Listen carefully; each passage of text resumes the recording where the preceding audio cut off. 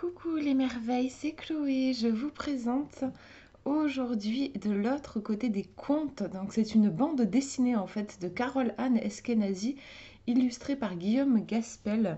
Partez à l'aventure de vous-même en redécouvrant les héros emblématiques de notre enfance. Et on a une illustration bien sûr qui nous fait penser au conte des Mille et une nuits. C'est une bande dessinée qui est éditée chez Erol. Alors je vous la présente en avant-première. Elle sort le 13 février, je crois. Si je dis pas de bêtises, je vérifie. Oui, c'est ça. Le 13, c'est ça, le 13 février. Donc j'ai la chance de l'avoir reçue en service presse. Je remercie du fond du cœur Carole Anne d'avoir pensé à moi pour me l'envoyer. Alors je vous avais présenté, en fait on pourrait dire que c'est un petit peu le second tome. Il y avait il y a eu déjà une bande dessinée avec la même héroïne, Charline. Ça s'appelait De l'autre côté du miroir, peut-être. Je me rappelle plus, attendez. C'est noté aussi euh, dans le livret, dans le livre. J'ai trop l'habitude de vous présenter des oracles de livret. De l'autre côté du tarot, voilà, c'est ça. Donc on va retrouver Charline, la même héroïne, mais qui va vivre ici des aventures au pays des contes. Donc plus au pays du tarot, mais au pays des contes. Mais c'est bien sûr dans une visée ici, je ne sais pas si on peut dire thérapeutique, mais en tout cas de développement personnel, de travail sur soi, mais aussi divinatoire. Voilà. Alors, entrer dans un monde où les contes de fées prennent vie et deviennent le miroir de notre propre existence. Dans cette bande dessinée, fascinante et unique, suivez les aventures de Charline, voilà, et de son espiègle chat, Quib, je pense que ça se prononce comme ça, à travers des récits enchanteurs et des rencontres inoubliables. Vous partirez ainsi à la découverte des personnages légendaires des contes de notre enfance, comme Cendrillon, Blanche-Neige, Barbe-Bleue, Peter Pan ou encore Aladdin, et recevrez leurs précieux enseignements. Une expérience immersive à vivre à travers 3 portes d'entrée. Donc vous avez la partie récit pour plonger dans une histoire captivante et pleine de rebondissements. La partie développement personnel, voilà, pour travailler sur vos questionnements intérieurs et profiter des leçons tirées de chaque conte. Donc là, c'est une partie plus active. Vous avez des questions qui vous sont posées auxquelles vous pouvez répondre. Il y a quelques pointillés dans le livret. Je vous montre. Le truc, c'est qu'il y a beaucoup de soleil et qu'on ne voit pas forcément très clair. Je suis désolée. Mais ici, là, vous avez deux petites lignes. Bon, moi, je pense que l'idéal, c'est quand même de prendre un cahier exprès pour pouvoir répondre vraiment aux questions. Et ensuite, vous avez une partie divinatoire pour découvrir la puissance des 20 cartes oracles détachables inspirées des héros de votre enfance, du coup, et réaliser des tirages révélateurs. Préparez-vous à vivre une aventure décoiffante et pleine de surprises. Et il est au prix de 17,90 €. Donc oui, à la fin, vous avez des cartes à détacher. 20 cartes, donc. Alors moi, du coup, je l'ai fait déjà. Donc je les ai ici. Et on va les regarder et puis je vous ferai un petit tirage. Alors, donc au début, on a une introduction. Voilà, donc là, elle reprend ce que je vous ai lu dans le résumé. Vous avez 3 façons d'utiliser ce livre et vous pouvez très bien en fait croiser les 3 d'ailleurs. Voilà, je pense que c'est le mieux, le plus complet en fait, c'est de croiser les 3. Donc, voilà, du coup vous avez le côté bande dessinée, hein, avec une histoire qui vous est racontée. Et le personnage donc va traverser différents contes. Donc là par exemple, vous reconnaissez Alice au pays des merveilles. Je ne vais pas tout vous peut-être... j'allais dire, je vais peut-être pas tout vous dévoiler, mais bon, si je vous montre les cartes, vous allez les voir les 20 contes. De toute manière. En tout cas, on a des contes bien connus. Parce que parfois, il y a des contes, moi j'ai beau m'intéresser aux contes, il y en a que je ne connais pas parfois. Mais là, on est vraiment sur Cendrillon, La Belle au bois dormant, pas mal de contes qui ont été repris en fait d'ailleurs par Disney, mais pas que, hein. On retrouve Barbe Bleue, Dorothy, que je connais pas en fait, ouais, Dorothy Gale, que je ne connaissais pas, ou de nom vite fait, quoi, voilà. Et donc, comment ça se passe? Bah, par exemple, je vous montre pour Barbe Bleue. Donc, on a la partie histoire, la partie bande dessinée, si vous voulez. Ensuite, on a une page, comme ça, où on retrouve le conte, le contexte, le pitch de l'histoire. Ici, la partie interactive, donc c'est là que vous avez les petits pointillés pour... c'est la partie développement personnel. Et là, vous avez la partie divinatoire. La partie oracle, vous voyez, donc là, que vous pouvez utiliser avec les oracles, les cartes, pardon, qui sont détachables à la fin. Et voilà, vous avez ça pour chaque conte, hein. Ici, par exemple, Dorothy Gale, l'histoire. Alors, il y a plus d'une page, hein, sur l'histoire. Voilà. Par exemple, ici, la rencontre avec Dorothy. Vous avez 3 pages à peu près d'histoire sur ce conte-là. Et puis, avec Charline. Et puis ensuite, vous avez toute cette partie pour travailler de votre côté. Et puis, on passe à un nouveau conte. Voilà. Et donc, il y a une traversée de 20 contes où le personnage, comme dans la bande dessinée sur le tarot, on a le personnage qui va évoluer, en fait, hein, comme le chemin du fou. En fait, le personnage va apprendre en traversant les arcanes. Là, on a une traversée à travers les contes de fées, ces archétypes, ces symboles, ces aventures, et le personnage va grandir. Elle nous dit à la fin, je suis tout à fait d'accord, que en fait on peut, les contes, c'est, voilà, moi j'adore, hein, c'est magique, je trouve. Et en fait, à chaque fois que vous reviendrez dans ce livre, le livre, entre guillemets, il bouge pas, il est toujours, c'est toujours le même, c'est toujours les mêmes histoires, mais vous, quand vous vous référez au livre, en fait, vous aurez changé, on n'est jamais exactement le même. Et en fonction de la problématique qu'on traverse, le conte, les contes vont nous parler différemment. Et voilà, j'aime beaucoup cette approche-là. Donc voilà, à la fin, on nous explique comment se servir de cette bande dessinée comme d'un oracle. Vous avez une méthode express, où en gros, vous tirez une carte, puis vous avez qu'à vous référer aux petites bulles qui vous donnent la page. Ou une méthode plus intuitive, plus complète, où elle vous propose de travailler avec l'image en pleine page. Qu'est-ce qu'elle vous évoque? De lire la scénette sous forme de bande dessinée.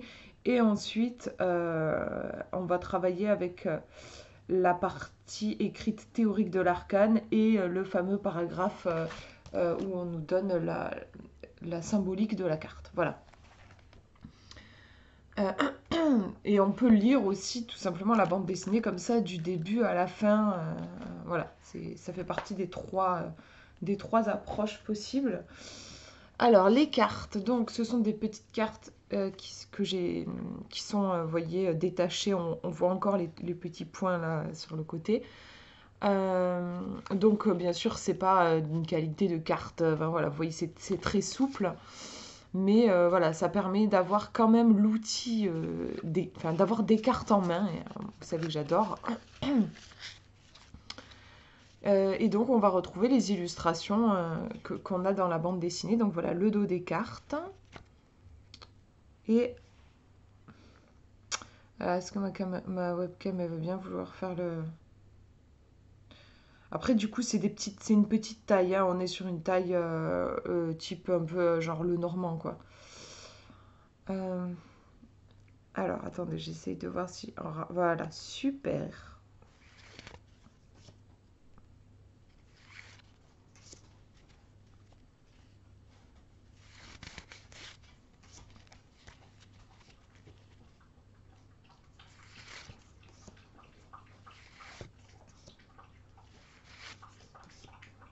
La Belle et la Bête. J'étais vraiment contente qu'il y soit ce conte parce que c'est mon conte préféré.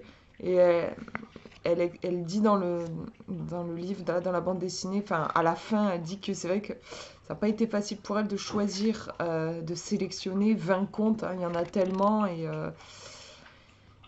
et ouais, c'est une richesse infinie, mais je trouve que ouais, le choix elle a fait un choix, comment dire, qui permet vraiment d'avoir une diversité dans les messages et non pas des messages qui se répètent.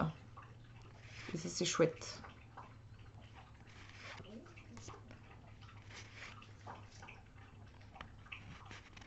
Et voilà. Hop. Alors, est-ce que je refais, voilà, la caméra, c'est bon. Je vous tire une carte. Hop là. Je vous tire une petite carte. Par exemple, imaginons, j'ai un projet. Voilà, je vais prendre un exemple. avec une question précise, j'ai un projet, j'aimerais savoir, avoir un conseil pour mener à bien ce projet. Je tire Aladdin, donc, qui semble me dire, j'ai l'impression que c'est plutôt positif et qui semble me dire que il faut croire dans ses rêves, il faut peut-être formuler précisément son souhait et se laisser guider par la magie de ce rêve-là. Ça me fait penser à ça. Donc du coup, pour retrouver la carte, je vais ici. Je cherche, donc c'est le numéro 8, Aladdin, Aladdin, page 38. Je ne vous lis pas le côté bande dessinée, hein, je vous laisserai découvrir si vous voulez l'acheter. Donc on va nous parler du contexte, je ne vais pas tout vous lire aussi, je trouve sinon ça va être peut-être un peu long. Le pitch aussi, je pense que vous connaissez. Je vais vous lire la partie développement personnel et divinatoire. Alors, avancez avec Aladdin. Retrouvez de la légèreté. Telle est la leçon d'Aladin. Pour que le tapis s'envole, il ne faut pas l'alourdir avec de la tristesse et des pensées négatives. Au contraire, il faut prendre place à son bord dans un état de légèreté émotionnelle et de clarté mentale. Alors la magie peut opérer et le ciel peut être conquis. En ce moment, vous sentez-vous léger dans votre vie ou y a-t-il des choses qui vous plombent? Faites une liste des éléments ou activités qui généralement vous font du bien, vous mettent en joie. Leur accordez-vous chaque jour une place suffisante. Lorsque vous vous sentez triste, qu'est-ce qui vous remonte le moral?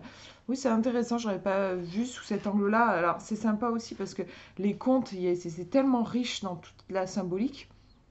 Il y a beaucoup, beaucoup de choses. Là, elle vous donne un angle de vue particulier. Après, bien sûr, vous pouvez travailler avec votre sensibilité, voilà, et surtout en lien avec votre question.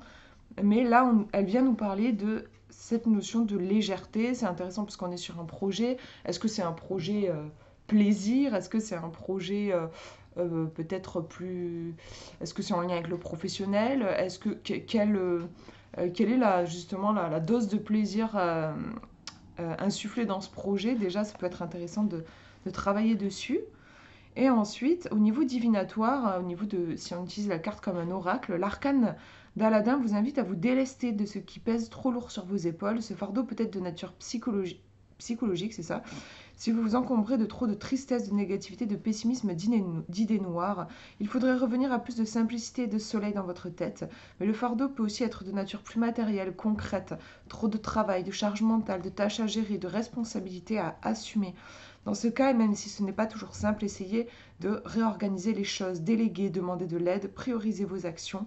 Le plus important est vraiment que vous remettiez suffisamment de joie et de légèreté dans votre vie quotidienne pour que votre tapis magique s'envole et vous fasse découvrir de nouveaux horizons.